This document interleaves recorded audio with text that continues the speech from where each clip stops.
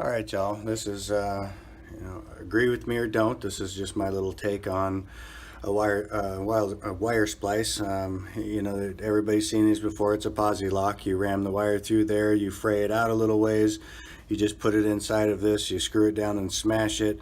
Technically, this connection passes tech at a track where a solder connection in some tracks will fail, and they say that they fail because the solder will wick back into the wire, usually beyond how much heat shrink you put on it. Then it makes a rigid point where when it vibrates and bends, the wire will ultimately break off.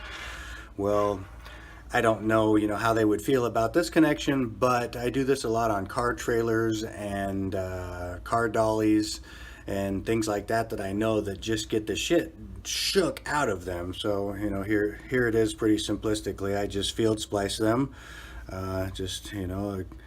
Strip them back a little ways, twist them around, put an oversized piece of heat shrink on them, and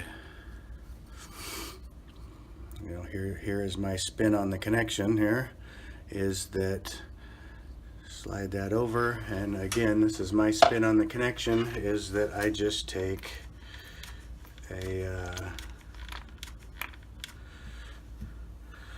glue gun and shove it in there, and bam,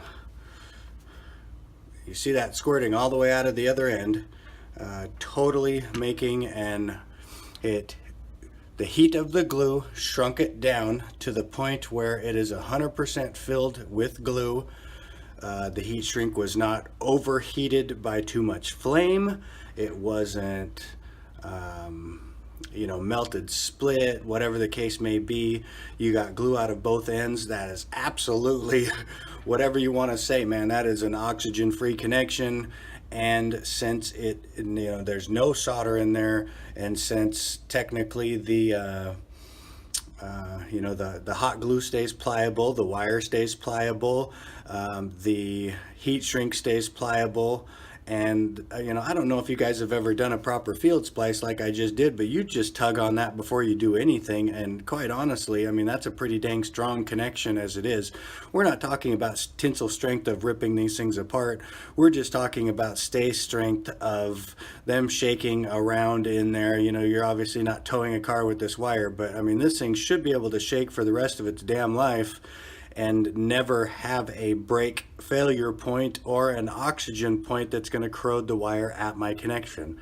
So, whether you agree with it, whether you don't, this is just my spin on, that is just much more surface area of a connection than these silly little pinpoints. Like I said, I'm not a fan. Technically, for a typical person, this is a better joint than running a screw through the wire, which I've seen plenty of times, and plenty of other ridiculous things. But again, that's just my take on a real solid connection that anybody can do.